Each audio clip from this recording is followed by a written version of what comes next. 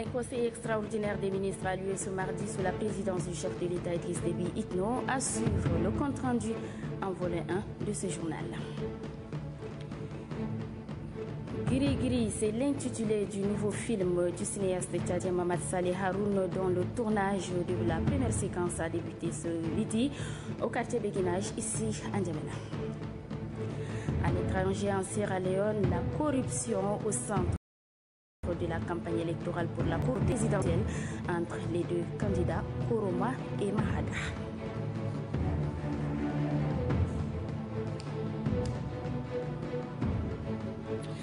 Bienvenue aux 20h, mesdames, messieurs, bonsoir et merci de nous recevoir chez vous. Je le disais à l'instant, un conseil extraordinaire des ministres a lieu ce mardi sous la présidence du chef de l'État Idriss Déby Itno. Voici tout de suite le compte-rendu avec le ministre de l'Information et de la Communication, Hassan Sila Bakari.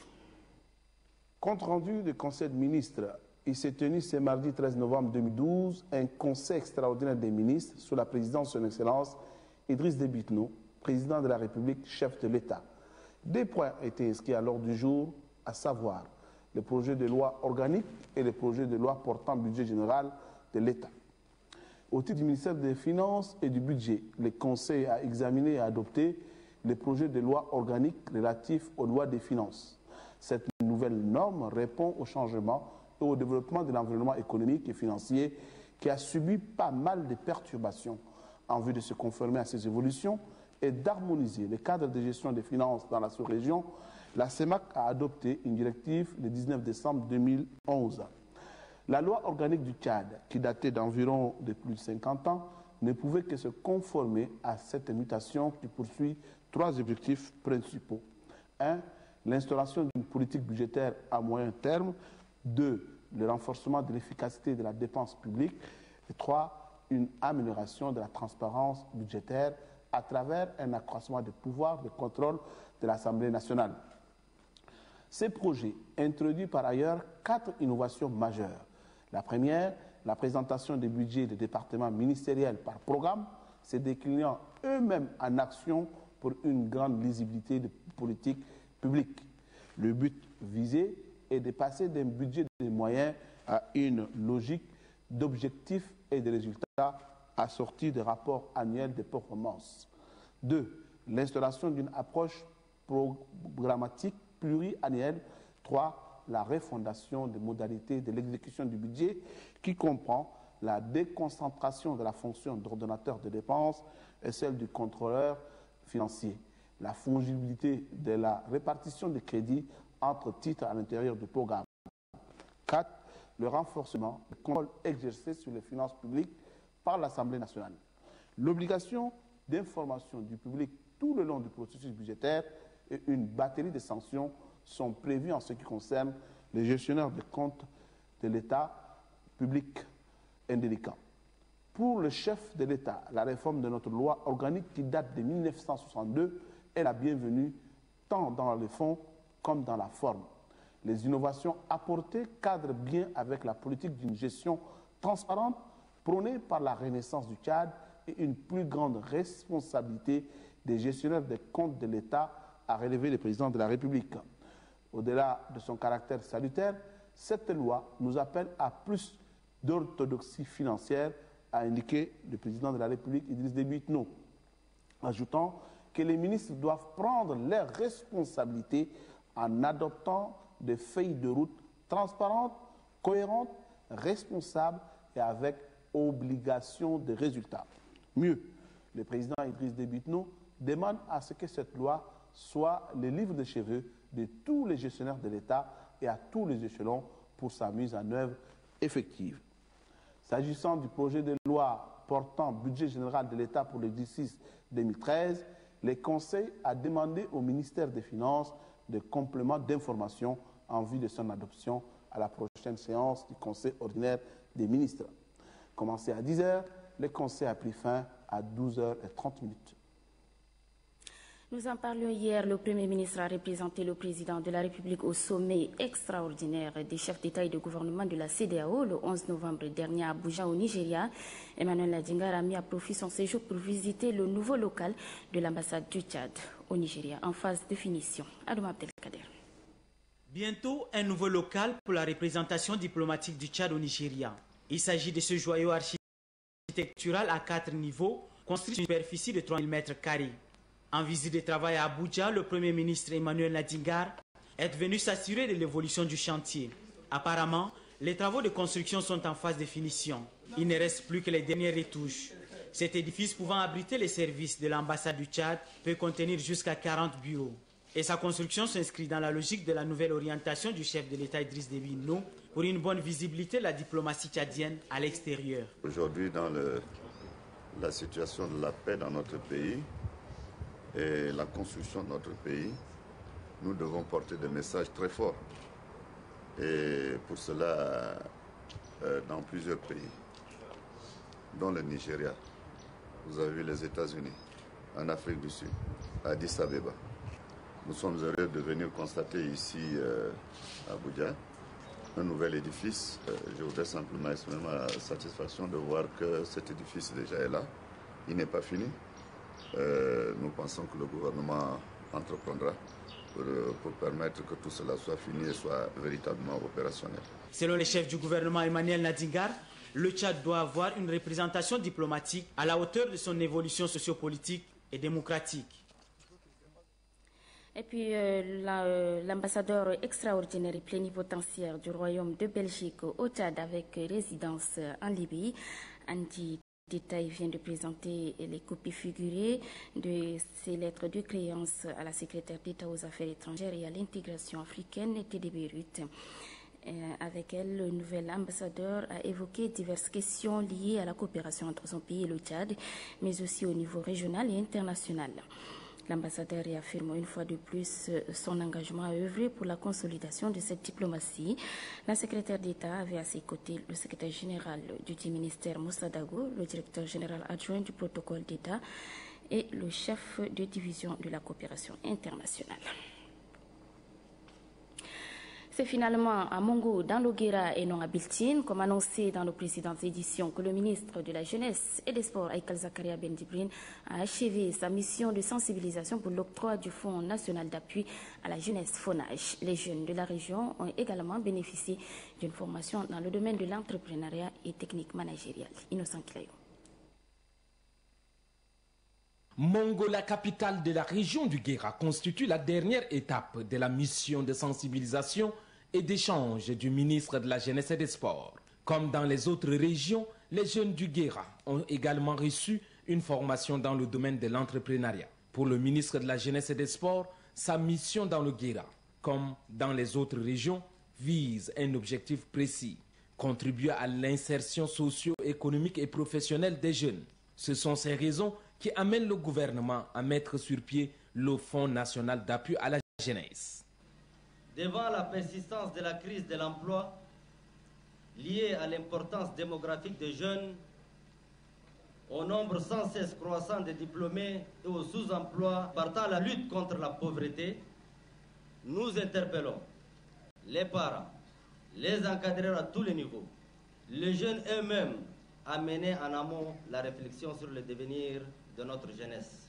Le gouverneur de la région du Guéra, qui a pris part à la rencontre de sensibilisation et d'échange avec les jeunes, a salué les multiples réalisations de l'État en faveur des jeunes de sa région. Au Guéra, on peut citer la création d'un centre de formation professionnelle pour les jeunes qui n'ont pas eu la chance d'aller plus loin dans leurs études.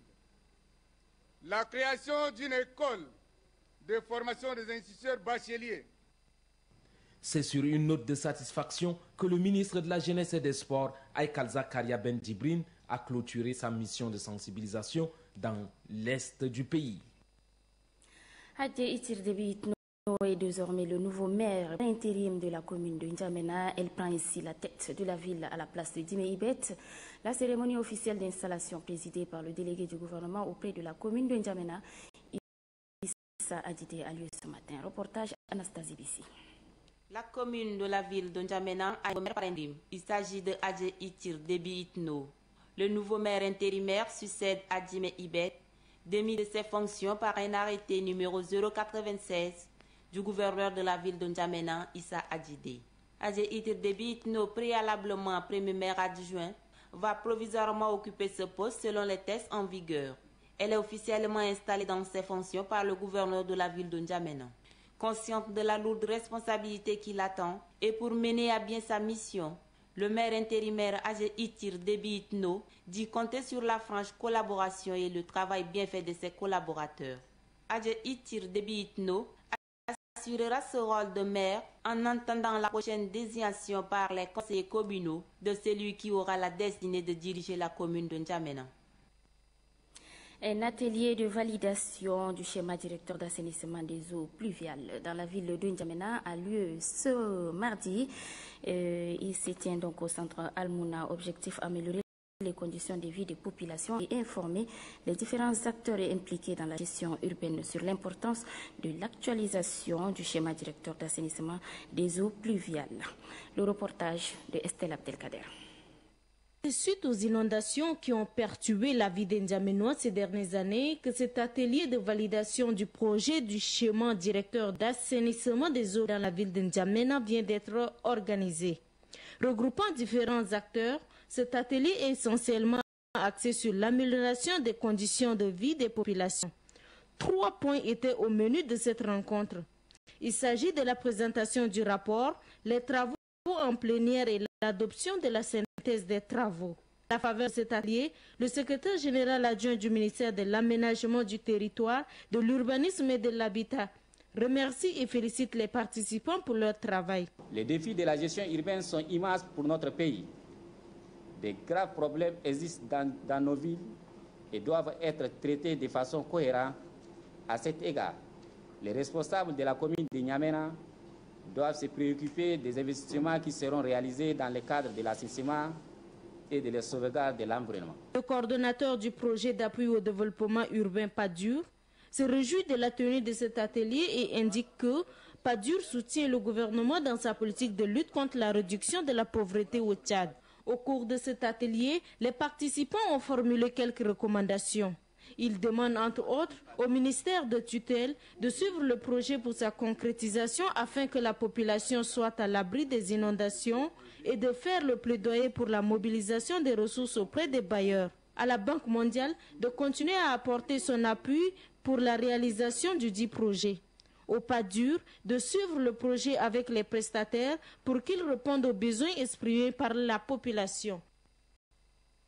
Et puis le Haut Comité national au déminage renforce les capacités de ses agents. Les bénéficiaires auront à établir au cours de cette rencontre un plan d'action pour un Tchad sans mine. Adoumbe Hortense. Les dangers que constituent les mines et engins non explosés sont considérables au Tchad. Même si déjà des efforts considérables ont été fournis par le gouvernement et les partenaires pour un Tchad sans mines, beaucoup reste encore à faire. Selon les estimations, 3% de la population vit dans des zones minées. Un nouveau plan d'action plus performant a donc été mis en place pour les 5 prochaines années. Les différents acteurs directement ou indirectement impliqués se concertent sur ce nouveau plan en vue de mener des actions plus efficaces contre les mines. Au regard de notre précédent stratégique, force est de constater que nous n'avons pas réussi à atteindre notre objectif de Tchad libre de ces mines. C'est pour cela que nous sommes ensemble et en s'appuyant sur les leçons du passé, déterminés à développer et à mettre en œuvre une stratégie volontariste, mais réaliste pour les 5 prochaines années. Le représentant du directeur pays du PNUD, René Guiraud, réaffirme l'engagement et le soutien de son institution aux actions de déminage au Tchad. Pour le représentant du ministre du Plan, le contexte actuel de paix et de la stabilité politique est indiqué pour plus d'actions contre les mines. Le Tchad est tout à fait conscient de l'importance à accorder aux questions des mines et fait sienne, bien entendu, toutes les préoccupations de la communauté internationale quant à la nécessité d'œuvrer de concert pour l'éradication des mines. La conviction du gouvernement est d'autant plus établie que l'existence de ces enjeux de mort dans la majorité des régions hypothèque lourdement le développement économique et social des zones considérées et affectées du coup les équilibres régionaux et la cohésion nationale. Selon les résultats préliminaires de l'enquête technique présentée par la directrice des mines, 14 programmes de déminage sont déjà exécutés. Pour l'heure, 138 zones dénommées zones dangereuses restent encore à déminer. Ces zones sont situées surtout au nord du pays. La région du Tibesti est déclarée la plus affectée.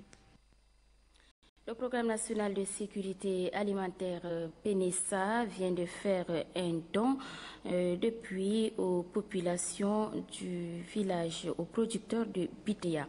Ces puits dont le coût s'élève à 40 millions de nos francs permettront aux producteurs de mener à bien leur activité.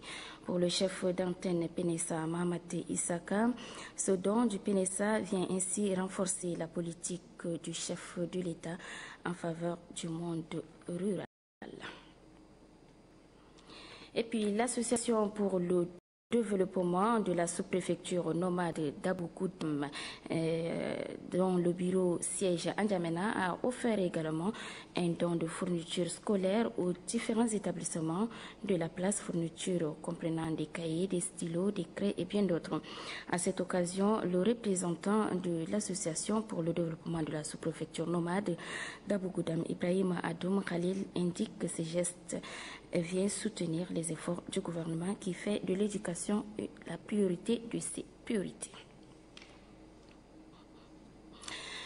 L'Union nationale des associations diocésaines Caritas Tchad organise une table ronde avec les partenaires financiers en vue de mener des activités en faveur des couches les plus vulnérables de notre pays. C'est le président de la conférence épiscopale du Tchad, Monseigneur Boucha Boukara, qui a ouvert les travaux. Ghislain Tanikoudou.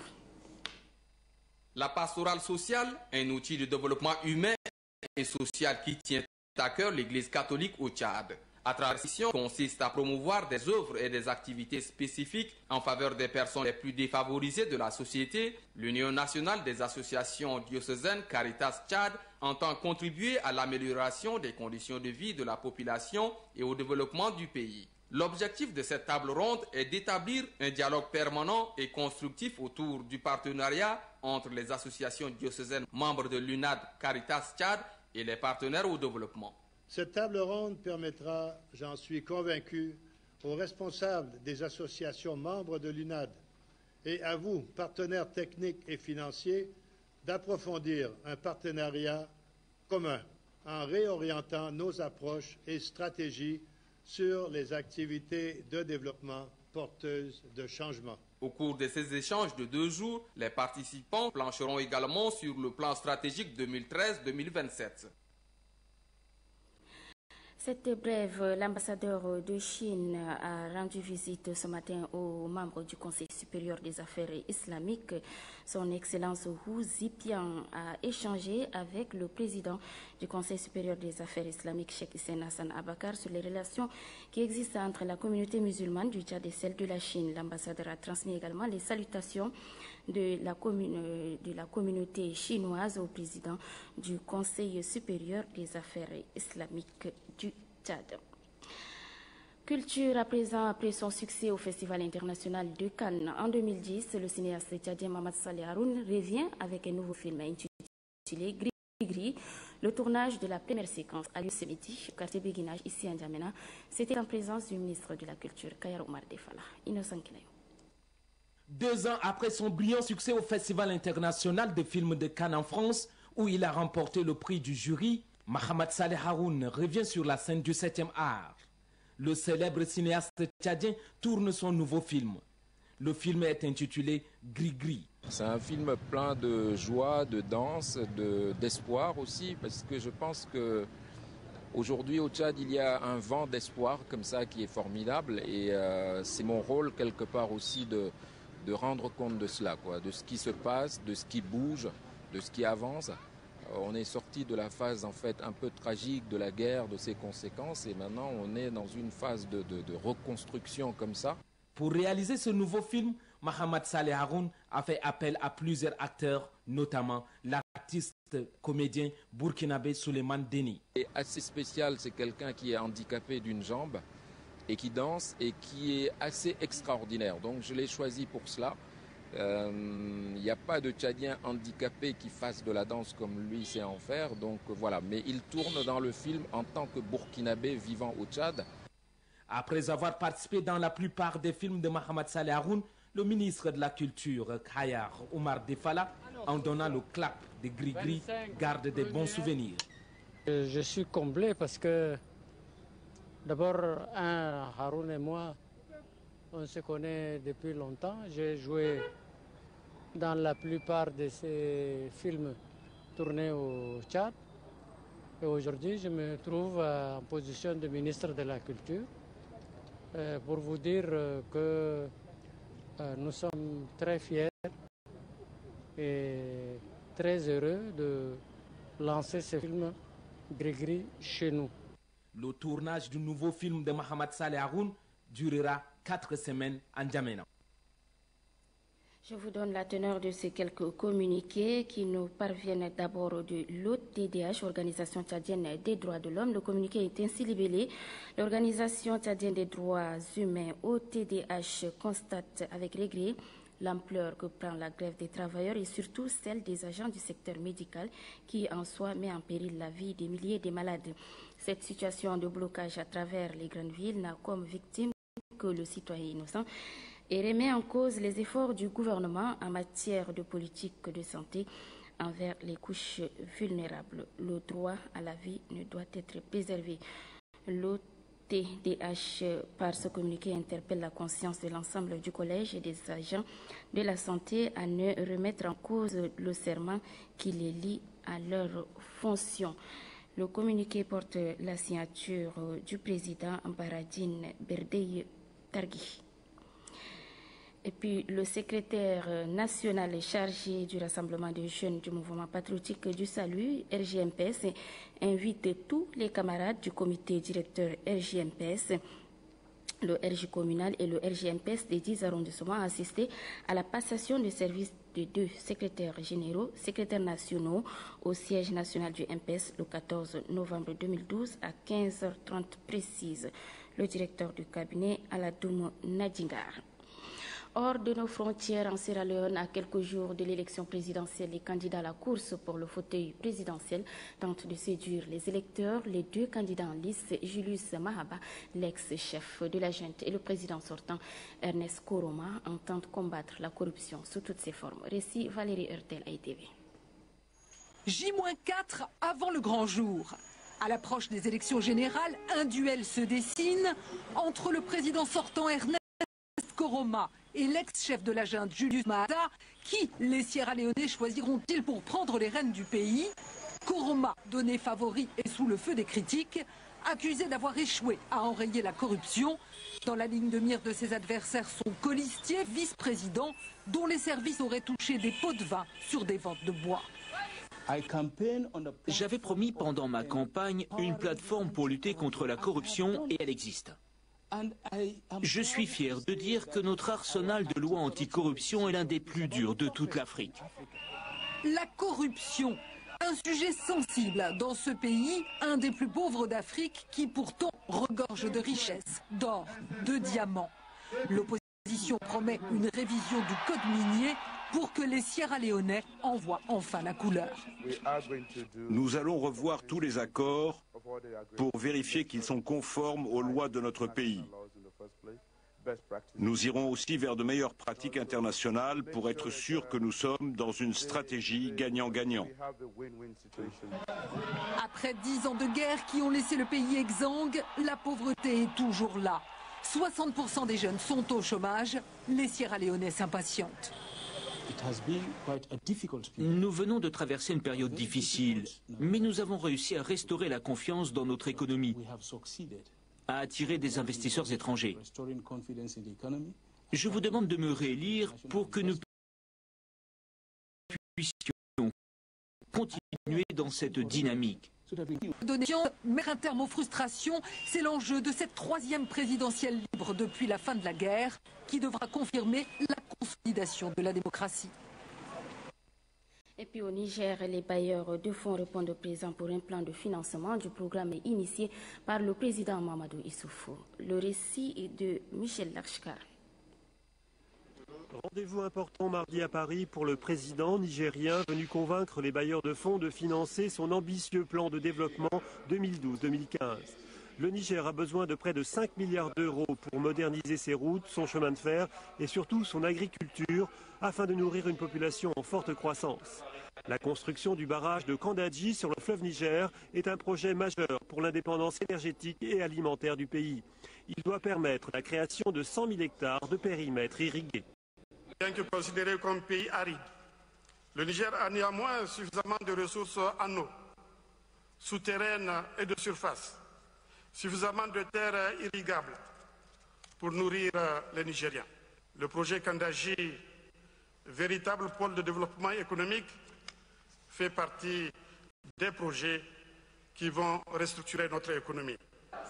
Les bailleurs de fonds ont répondu massivement présents, une façon de saluer le sérieux et la bonne gouvernance du pays et d'aider le Niger au moment où il redoute le choc de la crise malienne après avoir subi celui de la crise libyenne. Pas de développement sans sécurité, pas de sécurité sans développement. C'est pourquoi nous ne pouvons laisser s'installer le danger terroriste aux portes du Niger. Mais c'est aussi pourquoi nous sommes pleinement engagés à vos côtés sur de nombreux aspects liés à votre développement et nous sommes attachés à ce que votre pays poursuive sur la voie de la démocratie et de la paix. Pour convaincre les bailleurs de fonds, le Niger a présenté des arguments de poids.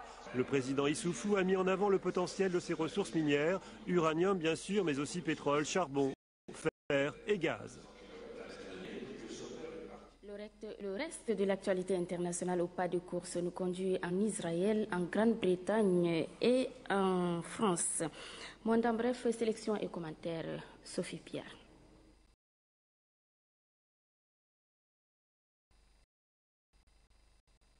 Emmené par le Premier ministre, de l'opposition au régime de Bachar el-Assad comme représentant légitime du peuple syrien. En revanche, miné par les réserves de l'Irak et l'Algérie, la Ligue arabe s'est contentée de qualifier cette nouvelle entité de principal interlocuteur et de représentant légitime de l'opposition. En dépit de ces divergences, le parrain qatari de cette alternative a lancé un appel à l'aider politiquement et militairement et s'est tourné une nouvelle fois vers les Nations Unies. Il faut demander au Conseil de sécurité d'exiger un cessez-le-feu immédiat sous couvert de l'article 7 de la Charte des Nations Unies, qui soit contraignant pour toutes les parties. Une demande qui risque fort de se trouver à nouveau confrontée aux résistances de Moscou, la Russie continue en effet de prôner un improbable dialogue entre le pouvoir et l'opposition. À Damas, les opposants tolérés par le régime ont d'ailleurs donné le ton. Cette coalition ne représente pas l'opposition syrienne, mais une partie de l'opposition, celle qui s'est alignée sur la politique des États-Unis et du Golfe. Elle peut obtenir des ambassades et des finances, elle peut demander des armes, et nous serons face à un processus d'armement de l'opposition et du régime, donc face à plus de militarisation et plus d'effusion de sang. Totalement téléguidée par le régime, cette opposition craint autant les sanctions des services de Bachar el-Assad que de voir ce qui reste du pays voler en éclats. Voilà, vous l'avez rectifié de vous-même, c'est plutôt là un élément sur la Syrie où la Ligue arabe reconnaît la légitimité de la nouvelle coalition, un récit signé Alain Chemali. Et puis je le disais, Monde en bref nous conduit ce soir en Israël, en Grande-Bretagne et en France. Marie Guyard. L'enquête sur la mort de Yasser Arafat, les travaux pour ouvrir le mausolée du dirigeant palestinien en vue d'une exhumation ont commencé mardi à Ramallah. Ils continueront pendant au moins 15 jours. Les juges français chargés d'enquêter sur l'hypothèse d'un assassinat de Yasser Arafat et les experts du laboratoire suisse qui avaient décelé des quantités anormales de polonium sur des effets personnels du défunt procéderont à des prélèvements sur la dépouille le 26 novembre prochain. Yasser Arafat est mort le 11 novembre 2004 dans un hôpital militaire à Paris. L'islamiste Abou Qatada est sorti de prison mardi. Abou Qatada avait remporté hier à Londres un nouvel appel contre son extradition vers la Jordanie qui le réclame pour la préparation présumée d'attentats. La justice britannique lui avait également accordé la liberté conditionnelle. Elle a estimé que des témoignages obtenus sous la torture pourraient être utilisés lors de son procès en Jordanie, empêchant un jugement équitable. C'est un nouveau revers pour le Royaume-Uni qui tente d'extrader le prédicateur radical depuis une décennie. Le ministre français des Affaires étrangères était lundi à Tripoli lors d'un discours devant le Congrès général libyen, leur déclaré que la France serait aux côtés de la Libye pour relever le défi de la sécurité en l'aidant à bâtir son armée et sa police ou en l'aidant à surveiller ses frontières. Le chef de la diplomatie française était le premier responsable étranger à s'exprimer devant le Congrès, élu en juillet dernier. Depuis la chute du régime de Kadhafi en octobre 2011, les autorités de transition libyennes peinent à contrôler les dizaines de milices armées et à contenir des conflits qui éclatent entre tribus ou régions rivales. Voilà, mesdames, messieurs, c'est avec cette page étrangère que s'achève cette édition. Merci à toutes et à tous de l'avoir suivi. Très bonne suite de programme et à demain avec le même plaisir. Bonsoir.